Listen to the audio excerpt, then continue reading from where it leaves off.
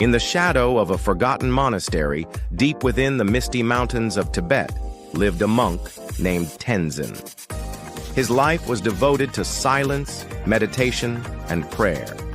Day after day, he rang the bronze bell at dawn, swept the cold marble floors, and copied sacred scriptures with ink made from crushed herbs.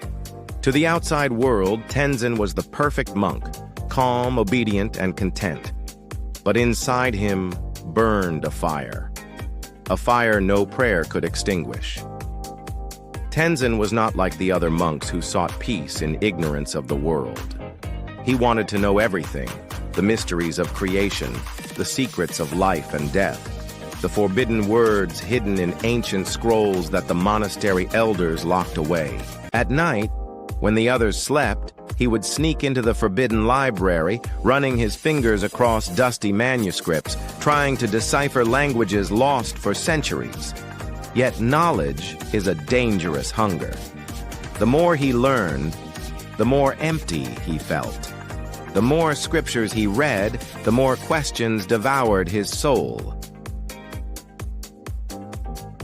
One night, under a blood-red moon, Tenzin stumbled upon a crumbling manuscript bound in black leather. Unlike the others, it was not written in sacred ink, but in something darker, something that smelled faintly of iron, almost like blood. The book whispered to him. Its words were alive. Knowledge beyond the stars, wisdom older than gods. But it comes at a price. Tenzin trembled. His hands shook, but his heart roared louder than his fear. "What price?" he whispered into the silence. The candles flickered. The air grew cold. And from the shadows rose a figure. A man cloaked in black robes, his face hidden, but his eyes burning like dying embers.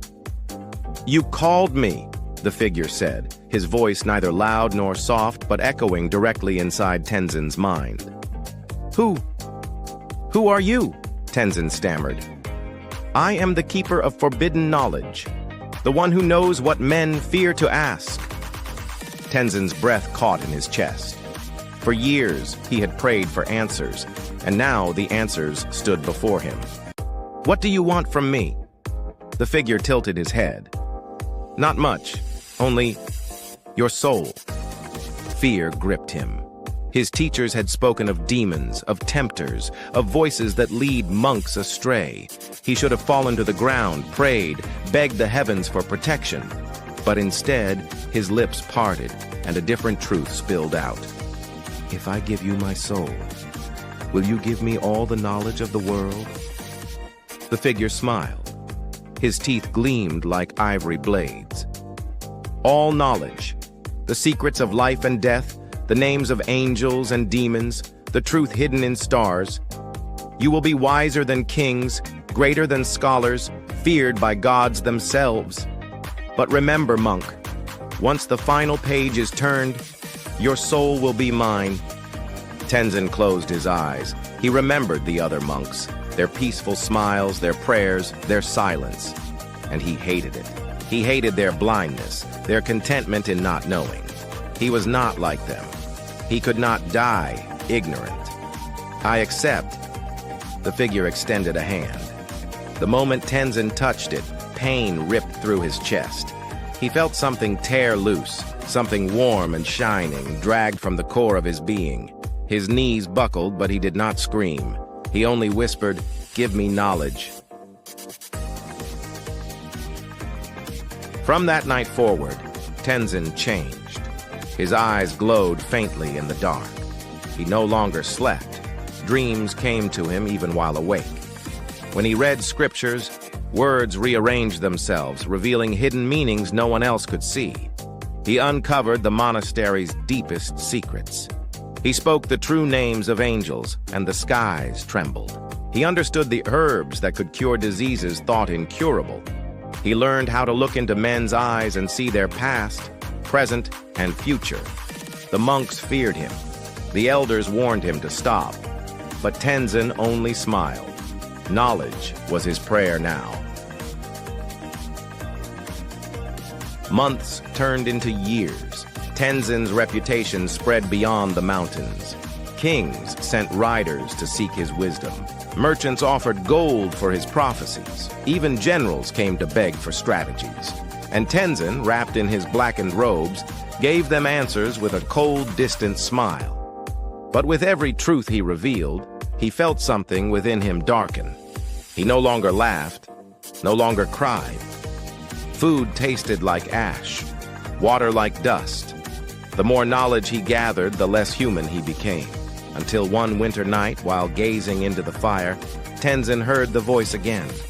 "You have turned many pages, monk, but the last page is near." Tenzin's hands shook. For the first time in years, fear touched him. "Not yet," he whispered. "There is more I must know. There are still mysteries unsolved." The figure's voice echoed like thunder. "You sold your soul, Tenzin. Knowledge has an end, but eternity does not." Panic clawed at his chest. He could not stop now, not when he had tasted the edge of infinity. He needed one last truth, the greatest truth. And so, he climbed the highest mountain peak, where the wind screamed and the stars seemed close enough to touch. There he opened the black manuscript once more and asked the only question that truly mattered. What is the ultimate secret of existence?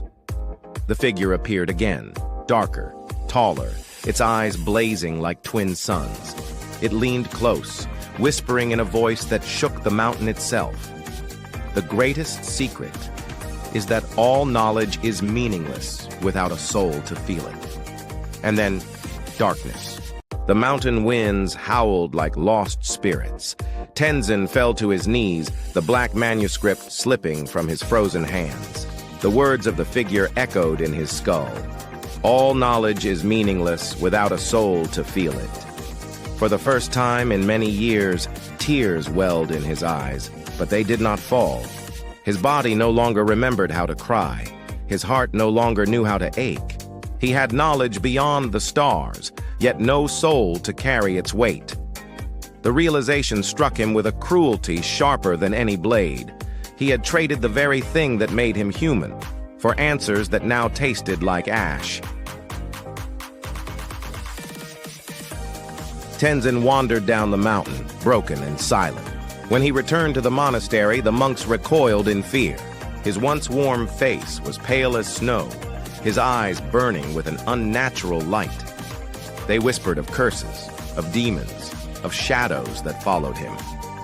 One night, the eldest monk confronted him. "My son," the old man said, his voice heavy with sorrow, "I see what you have done. You sought to know everything, but in doing so you lost yourself. Knowledge is not meant to be stolen. It is meant to be lived." Tenzin stared at him, and for a moment something inside him trembled. He wanted to say, "Forgive me," but the words would not come. His tongue knew only the language of secrets, not of love. The old monk sighed, tears wetting his wrinkled cheeks. "Your soul is gone, Tenzin. But perhaps there is still a way to remember what it meant to have one." And with that, the elder pressed into Tenzin's hands a small wooden rosary, simple and worn. "Hold this and pray, not for knowledge but for peace." But prayer no longer reached him. When Tenzin held the rosary, the beads grew hot in his hand, as if rejecting him. The wind whispered mockingly, "You cannot pray without a soul." Fury surged through him. In a fit of rage, he hurled the rosary into the fire. The flames leapt high, and for an instant he thought he saw faces in the blaze. Faces of monks, of children, of people he had once loved but forgotten. They were gone. All gone. Years passed. The monastery fell into ruin, its monks scattering across the land, refusing to live under the same roof as the cursed one. Tenzin built himself a stone chamber at the mountain's peak, sealing himself inside with only scrolls, manuscripts, and the black leather book. He read, he learned, he memorized. He carved the secrets of the universe into the stone walls until they glowed with strange symbols. Kings who once sought him now avoided his name. Villages whispered of the Monk of Shadows, a man who had traded his soul for wisdom and now wandered between worlds. And yet, despite all the knowledge in his mind, Tenzin could not answer the simplest question. Why am I still empty? One stormy night, lightning split the sky and the figure returned. But this time it was not cloaked in shadows. It stood revealed, tall and terrible, with wings like torn night and a face both beautiful and horrifying. "Tenzin," it said, its voice like fire and ice. "Your pages are nearly finished." The monk's lips trembled. "I still have questions. I still need to know." The figure tilted its head. "Do you? Or do you simply fear the silence that will follow?" Tenzin's chest tightened. He had never considered that possibility. Silence, emptiness, no answers, nothing. "No!" he shouted, clutching the manuscript. "There must be more! There must always be more!" The figure's eyes burned brighter. "You were given the greatest truth, monk, but you refused to accept it." In desperation, Tenzin asked the only question left unspoken. "Can I ever get my soul back?" For the first time, the figure was silent. The storm raged outside, thunder rattling the stones. And then slowly, the figure answered, "Yes, but only if you give up all the knowledge you have gained. Every secret, every truth, every word written in your mind, it must be forgotten. You will be empty again, like a child." The monk's heart froze.